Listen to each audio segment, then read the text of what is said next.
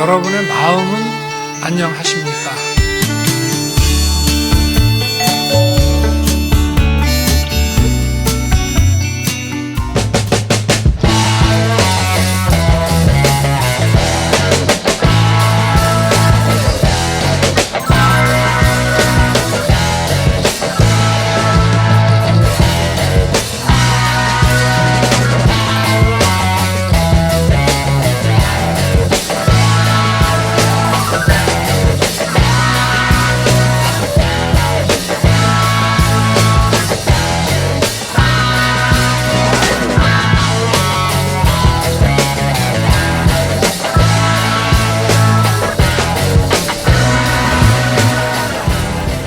위촉장 신영철, 정신건강정책혁신위원회 위원장의 위촉함.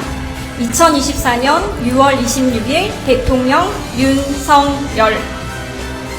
위촉장 강상경, 정신건강정책혁신위원회 위촉함. 2024년 6월 26일 대통령 윤석열. 위촉장 고하영, 정신건강정책혁신위원회 위촉함. 2024년 6월 26일 대통령 윤석열.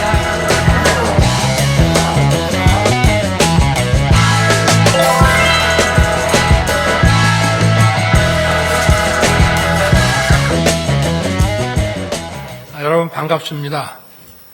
오늘은 여러분의 마음은 안녕하십니까? 라는 인사부터 드리고 싶습니다. 지금 우리는 이 한반도에서 사람이 산 이래 물질적으로는 가장 풍요로운 시절을 누리고 있습니다. 그런데 많은 국민들이 자신의 삶이 불행하다고 생각하고 있습니다. OECD 국가 중 자살률이 2위입니다. 삶의 만족도는 38개국 조사 대상 국가 중 34위에 머물러서 우리가 국민 1인당 소득이 60불, 70불 할 때보다 더 불행하다고 생각하면서 삶을 이어가고 있습니다. 출산율은 매년 최저 기록을 경신하고 있습니다. 그래서 이제 인구 위기라는 국가 비상 사태까지 맞게 됐습니다. 이제 국민의 이 마음을, 정신 건강을 돌보는 문제가 매우 중요한 국정 과제가 됐습니다. 우리가 아무리 세계 10위권 경제 강국, 글로벌 문화 강국으로 도약했다고 해도 한 사람 한 사람의 국민이 행복하다고 생각하지 않으면 아무 소용이 없는 것입니다. 저는 작년 8월 국무회의에서 국민의 정신 건강을 물론 국가가 다 할 수는 없는 일이겠습니다만은 국가가 이제 체계적으로 챙기고 돌보겠다고 약속했습니다. 그리고 작년 12월 정신건강정책 비전 선포대회에서 대통령 직속위원회를 설치하겠다고 약속드렸습니다. 그 약속대로 오늘 위원회가 출범하게 됐습니다. 앞으로 이 위원회를 중심으로 국민 행복을 위한, 마음 건강을 위한 정신 건강 정책을 수립하고 관리해 나가겠습니다. 오늘 회의에서는 지난해 밝힐 비전과 정책 방향을 실현하기 위한 이행 계획을 논의하고자 합니다. 그동안 정부는 국민 정신건강 정책을 좀 혁신적으로 개선하기 위해 세심하게 준비해 왔습니다.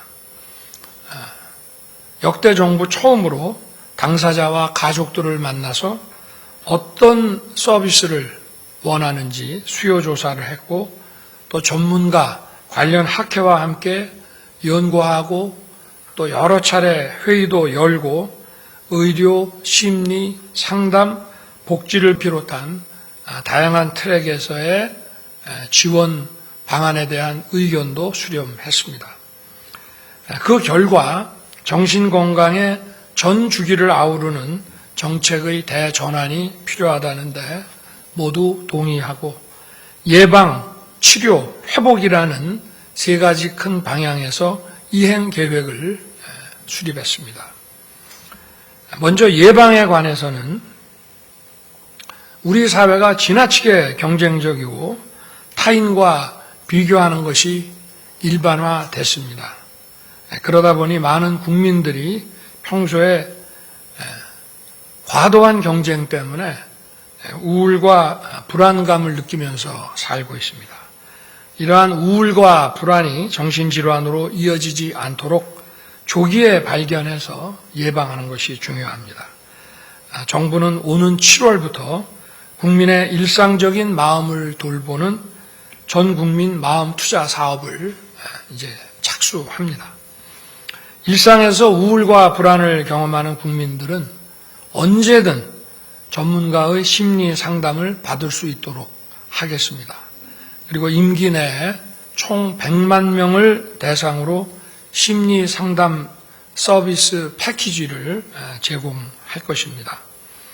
또한 올 9월부터는 SNS 우울증 자가진단 서비스를 제공하고 청년들이 10년마다 받는 정신건강검진을 내년 1월부터는 2년마다 받을 수 있도록 개선하겠습니다. 또 검진에서 위험 징후가 발견되면 전문의 진료와 첫 진료비를 지원하고 청년 마음건강센터 서비스와 전문가 심리 상담도 연계하겠습니다. 아울러 학생과 근로자들의 마음 건강도 세심하게 챙기겠습니다. 학생들을 대상으로 효과 높은 검사 도구를 개발해서 적용하고 근로자들을 위한 지원 프로그램도 확산시키겠습니다. 감정 노동자, 교원, 구직자와 같은 고위험자에 대해 맞춤형 검사와 상담 치료를 진행하고 직업 트라우마 센터 10개소를 확충할 계획입니다. 올해 1월 여러 자살 예방 상담 전화를 109 전화 하나로 통합했습니다. 그렇게 해보니 이용량이 70%가 늘어났습니다. 올해 상담 인력을 더 늘려서 더 원활한 상담이 가능하도록 하고 내년에는 제2센터를 추가로 건립하겠습니다. 청소년과 청년들에게 익숙한 SNS 상담도 도입해서 109를 대표 상담 창구로 키우겠습니다. 둘째는 치료입니다. 갑자기 몸이 아프면은 아무리 늦은 밤이라도 응급실에 갈 수가 있습니다. 그렇지만 정신적으로 위기 상황이 발생했을 때는 이러한 대처 방법을 찾기가 어렵습니다. 정부는 정신 응급 대응을 위한 인력과 센터를 빠른 속도로 확대하겠습니다. 당장 올해부터 위기 개입팀 인력을 50% 늘릴 것입니다. 2028년까지 권역 정신응급의료센터를 3배 늘려서 32개소를 늘리고 응급병상도 수요에 맞게 단계적으로 확대하겠습니다. 뿐만 아니라 치료가 중단되지 않도록 지원을 충실히 하겠습니다. 퇴원할 때부터 정신건강복지센터에 등록해서 지속적으로 관리받는 외래 치료 지원제를 활성화시키겠습니다. 퇴원 이후에도 병원에서 계속 관리할 수 있도록 하겠습니다. 셋째는 회복입니다. 정신건강을 온전하게 회복하기 위해서는 치료를 넘어서 재활, 고용, 복지 서비스가 패키지로 제공돼야 합니다. 정신질환을 겪었다는 이유만으로 행복을 되찾을 기회마저 놓치지 않도록 정부가 세심하게 지원하겠습니다. 제 임기 내에 지역별로 일정 수준 이상의 재활시설을 설치해서 정신장애인의 재활과 자립 기반을 마련하겠습니다. 또한 정신장애인에 특화된 고용 모델을 개발하고 맞춤형 일자리를 확대해 나가겠습니다. 내년부터 매년 50호 이상씩 주거를 지원하고 제 임기 내 단계적으로 2배까지 확대해 나가겠습니다. 이렇게 예방, 치료, 회복 중심으로 정신건강 정책을 크게 바꾸는 일도 중요합니다. 그렇지만 더 중요한 것은 정신건강을 바라보는 우리 사회의 시선을 바꾸는 것입니다. 월드뱅크 발표에 따르면 정신질환 치료의 가장 큰 장애물이 바로 사회적 낙인입니다. 정신질환은 일반 질환과 마찬가지로 치료할 수 있고 치료하면 낫는다, 위험하지 않다는 인식이 우리 사회에 뿌리내리도록 해야 됩니다.